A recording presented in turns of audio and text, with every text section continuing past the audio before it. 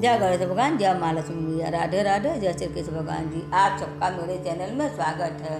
आज हम आप सबको दूसरा अध्याय वैशाख मास का महात्म का दूसरा अध्याय सुनाएंगे। नारद जी बोले, हे राजन, वैशाख के समान कोई महीना नहीं है और सतयुग के समान दूसरा कोई युग नहीं है। वेद के समान शास्त्र नहीं है और गंगा जी के जैसा कोई तीर्थ नहीं है।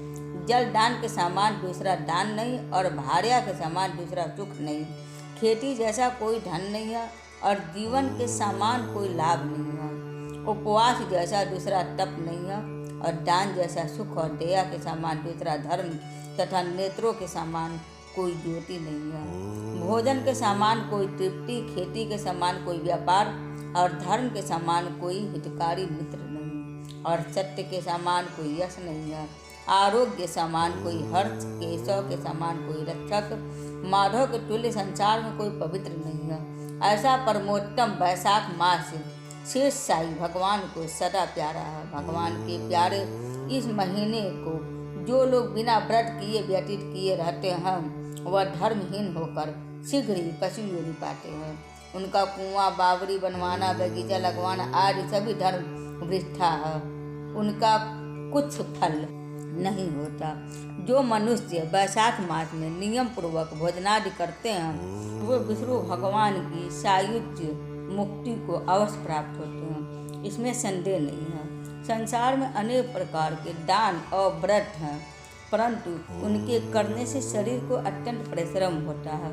उनसे संसार में बार बार जन्म लेना पड़ता है, परंतु वैशाख मास में केवल स्नान कर लेने से ही प्राणी आवागमन से छूट जाता। सब दान करने से जो पुण्य होता है, संपूर्ण तीर्थों में स्नान करने से जो फल मिलता है, वह सब वैशाख में केवल जल दान करने से ही मिल जाता है। जिसमें जल दान करने की सामर्थ्य न हो, ईश्वर की इच्छा करने वाले दूसरे से कहकर जल दान करवाएं। यह कर्म भी सब दानों से अधिक है। तराजू के पलड़े में सब प्रकार के दान और दूसरे जल दान रखकर तौले तो जल दान की ही भारी निकलेगा। जो यात्रियों के लिए प्याऊ लगाकर जल दान करता है वह अपने करोड़ों कुल का उद्धार कर विष्णु लोक को जाता है। हे राजन, प्याऊ लगाने से देवता, पितर और ऋषि सब निसंदेह अत्यंत प्रसन्न होते हैं। जो प्याऊ लगा थके हुए यात्रियों को संतुष्ट करता है उससे ब्रह्मा, विष्णु और शिव सब देवता प्रसन्न होते हैं। जो जल की इच्छा हो तो जल दान करें, छाया की इच्छा हो तो छतरी दे। और हे राजन, जो विजन की इच्छा हो तो वैशाख में पंखा दान करें। जितने दान बताए हैं उनमें जल दान, छत्र दान और पंखा दान सब में उत्तम। इन्हीं का दान वैशाख में अवश्य करना चाहिए। जो वैशाख के महीने में कुटुंबी ब्राह्मण को जल से भरा घड़ा नहीं देता वह चाटक की योनि पाता है। जो प्यासे महात्मा को शीतल जल पिलाता है उसे, हे राजेंद्र, 100 राजसूय यज्ञ करने का फल मिलता है। जो धूप, परिश्रम और पसीना से व्याकुल ब्राह्मण को पंखा से हवा करता है वह सब पापों से रहित हो गरुड़ के समान हो जाता है। जो मनुष्य वैशाख में ब्राह्मण को पंखा नहीं देता वह अनेक प्रकार के वात रोगों से पीड़ित हो नरक को भोगता। जो थके ब्राह्मण को वस्त्र से हवा करता है वह सब पापों से छूट विष्णु भगवान की सायुज मुक्ति पाता है। जो शुद्ध मन से तार का पंखा दान करते हैं वह सब पापों से छूट विष्णु लोक हो जाते। तुरंत श्रम दूर करने वाले, पंखे का दान नहीं करने वाले अनेक प्रकार की यातनाएं भोग कर संसार में पापी होते हैं। हे राजेंद्र, आध्यात्मिक दुख की शांति के लिए निमित्त वैशाख मास में छतरी दान करना उचित है। जो मनुष्य विष्णु भगवान के प्यारे इस वैशाख मास में छतरी दान नहीं करते उनकी कहीं छाया नहीं मिलती और वो महाक्रूर पिशाच बन पृथ्वी पर घूमते हैं। वैशाख में जो खड़ाऊ दान करते हैं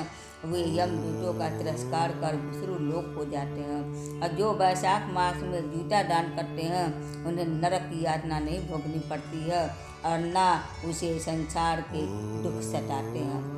ब्राह्मण की यातना करने पर खड़ाऊ दान करने वाला पृथ्वी पर करोड़ जन्म तक राजा होता है और जो मार्ग में श्रम को दूर करने के लिए स्थान बनवाता है, उनका फल वर्णन करने में ब्रह्मा जी भी असमर्थ हैं। दोपहर को जो कोई अतिथि या ब्राह्मण मिले उसको भोजन कराने का फल ब्रह्मा जी भी वर्णन नहीं कर सकते हैं।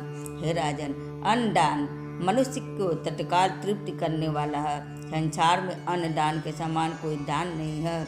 जो मनुष्य मार्ग से थके हुए ब्राह्मण को आसरा देता है, उसकी पूरी करने की ब्रह्मा में भी सामर्थ्य नहीं है। भूखे मनुष्य को स्त्री पुत्र घर वस्त्र अलंकार आभूषण कुछ भी अच्छे नहीं लगते हैं।